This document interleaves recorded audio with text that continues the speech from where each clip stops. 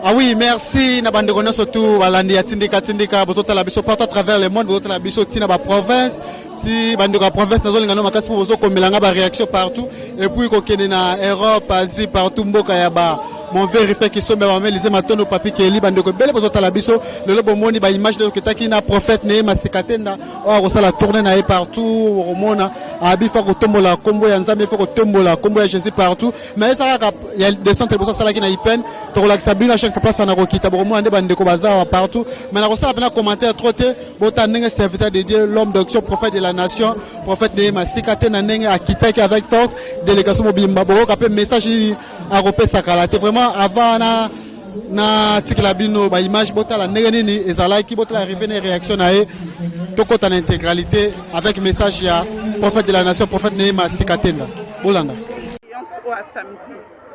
C'est Jésus qui promet. Parce que tous ces guérisons, les miracles qui viennent de se passer dans les corps des enfants de Dieu, ce n'est pas mon pouvoir. C'est le pouvoir de celui qui a vaincu la mort. Son nom, c'est Jésus-Christ de Nazareth. Il était mort après 3 jours. Il est resté d'entre les morts.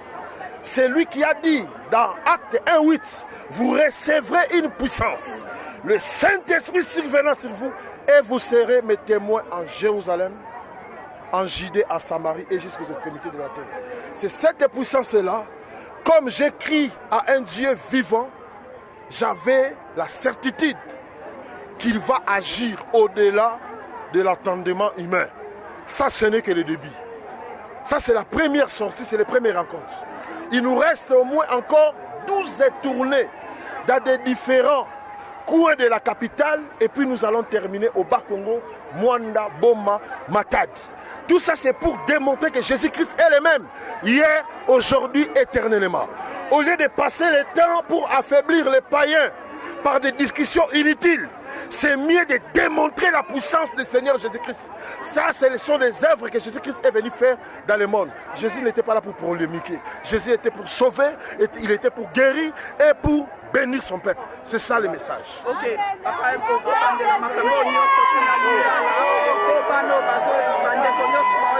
Bandeko nyonso baza koyoka ngai ya bino prophète mosali ya nzambe mosali na bino ona osalela Yesu pona bomoi na bino. Vision oyo Yesu apesaki ngai yango tomoni bambano mbano oyo ezali bobele ebandeli ya makambo parce que tika na biso encore 12 tournées na ville ya Kinshasa avant tokende kosukisa na Mwanda Boma Matadi. Misalo nyonso esalemi ngai naza na nguya moko te nazali moto ya botawu me Yesu nga na ndimela Bible eza kobenga ye na 1 Timothée chapitre 1 verset 17 si je ne me trompe pas. Bible lobi, il est le roi des siècles. Il est le Dieu immortel. Il est le Dieu invisible. Na misabo motoko ko mona yete, mais ba mona kaina nzela misala tanga bandi ko agir na loboko na yanguya. Voilà pourquoi mikamwa nyonso esalemi na zozongo sela kaka yelo kumu Yesu. Oya longa kiliwa. Oya kufa ki sima mikola seku azana bombo. Nde naza ko ebisa ba kinwa pe peuple congolais. Corona eleki nzambe na biso na makasi te. Corona ezali poussière, y compris ba malade nyonso oyo ebima yango avant parce que salami na maboko ya bato. Ebola esalema na maboko ya bato. Sida esalema na maboko ya bato. Mais nzambe ya biso Bible lobi na Genèse chapitre 2 verset 7, il forma l'homme de la poussière de la terre. Nzambe nda sala moto wana. Eli koloba ete moto mayele ne ko koleka nguya ya nzambe te. Yango wana bisika nyonso bokoyoka. Ebengeli ya bapanzi sango. Na ba adresse boya. Boya komona ngai te, boya komona Yesu oyo azotambola na ngai. Amen. Merci. Merci beaucoup.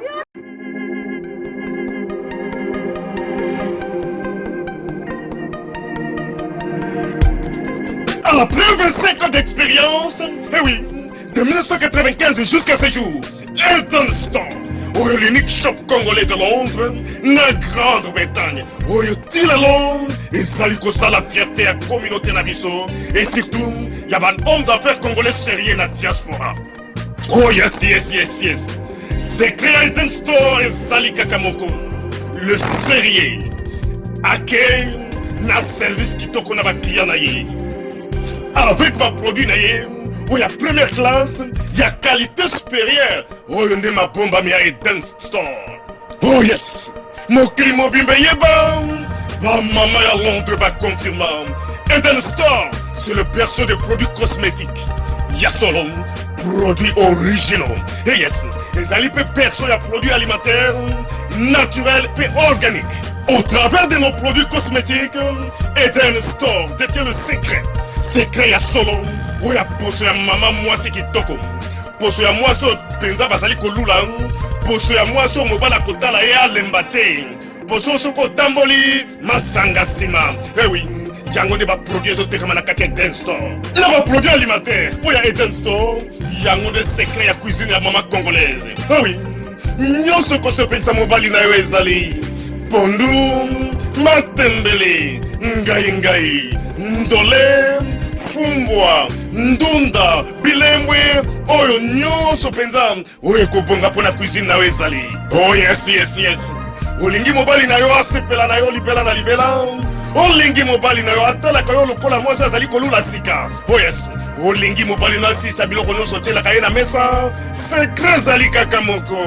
Eden Store.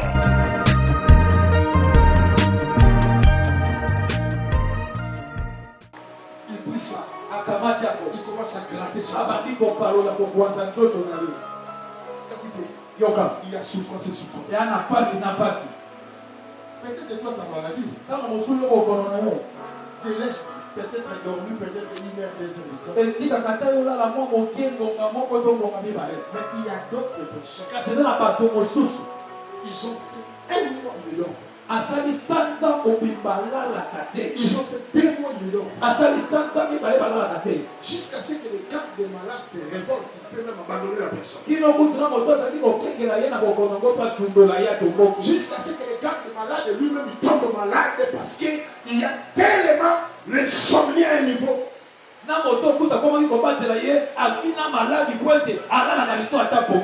L'Éternel me dit, il va commencer. Dans la vie d'une personne, ça fait 3 mois. La personne ne dort pas. La personne fait des crier. Il fait des tournées. C'est celui que mon Dieu va commencer à guérir.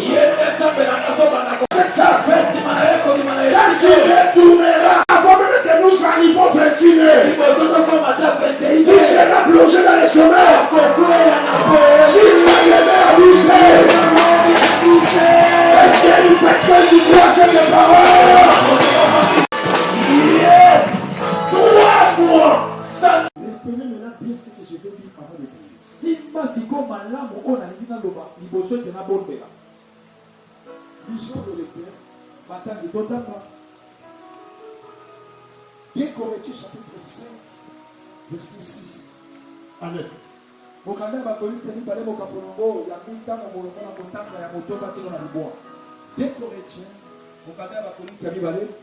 chapitre 5, verset 6. Je ne peux pas te ramener.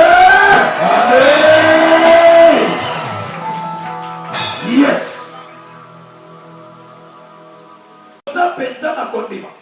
Nous aimons mieux quitter ce corps. Demeurer auprès du Seigneur.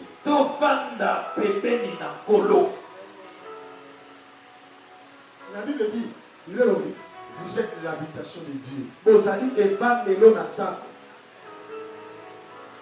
Tu n'habites pas dans le corps. Tu habites dans l'âme. Nous cherchons à quitter ce corps pour demeurer avec Dieu. Oublie ton corps. Que ton âme demeure avec Dieu. Mettez-vous, maman. Troisième personne. Approche. Demande à ces papas-là. Tu as consulté les maladies pour faire quoi? Papa. Nous cherchons quoi?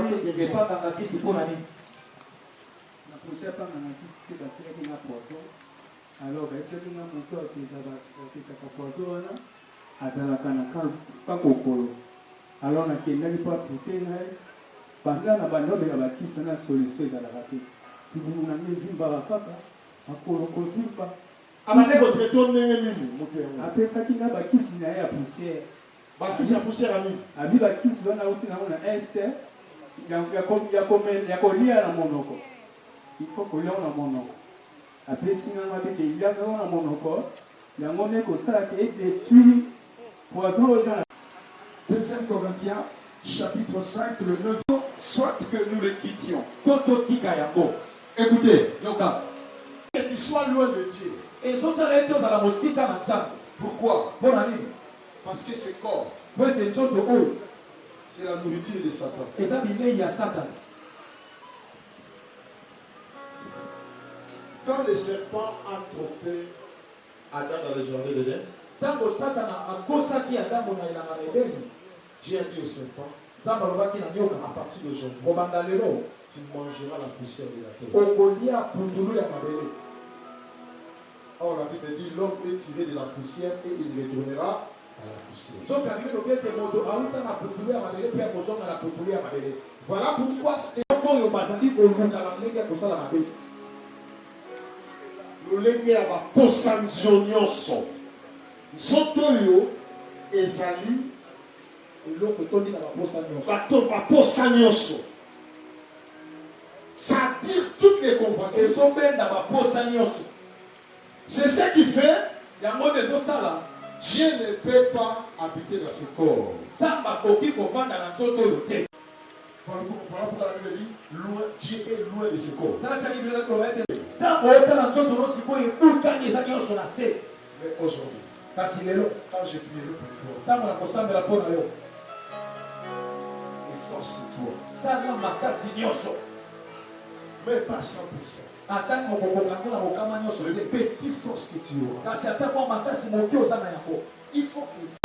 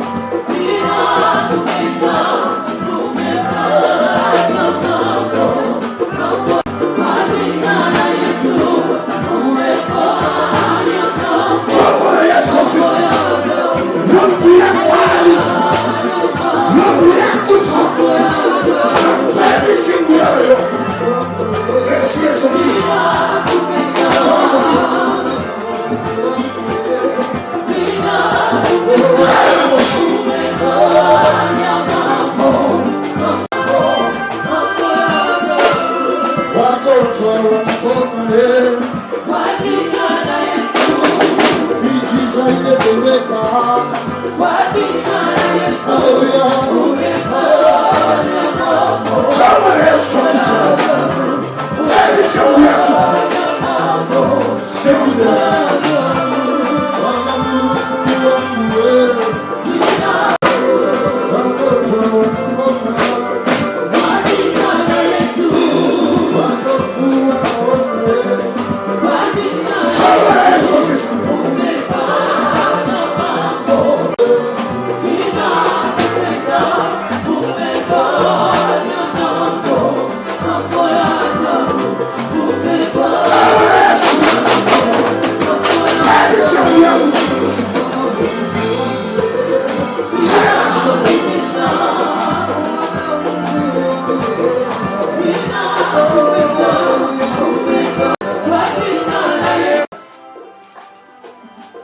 Yesu Kristo wa Nazareti apendi siku ya paradiso.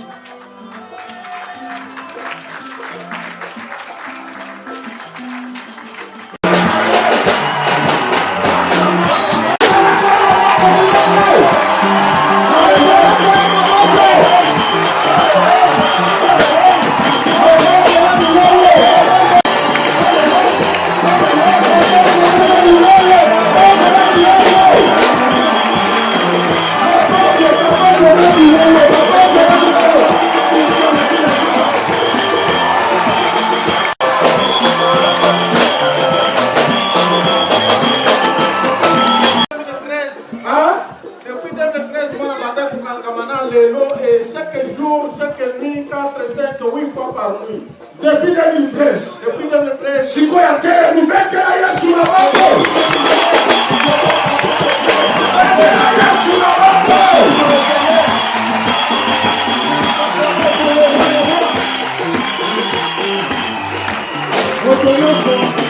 Et toutes les personnes que je vais prier maintenant, miracle na Bible so bandaka wa tina bandaka na Bible.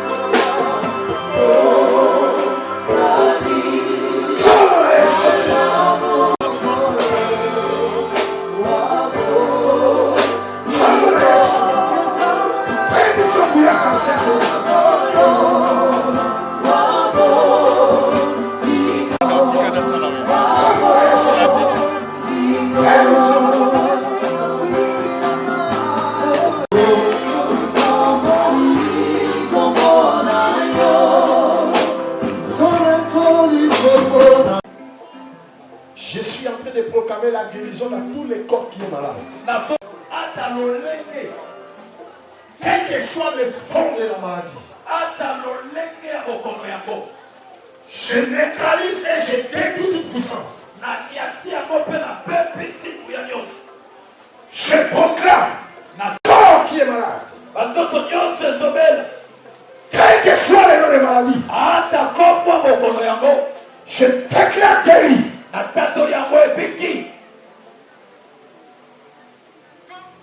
Quel que soit le nom de maladie, cancer, démon de diabète, démon d'hypertension, démon de tension, démon de virus VIH, démon de fièvre répétée, démon de maux de tête, démon de diabète, démon d'hémorroïde, démon d'amaigrissement, démon qui affaiblit les os dans le corps, démon de vomissement, démon de sourdité, démon de paralysie.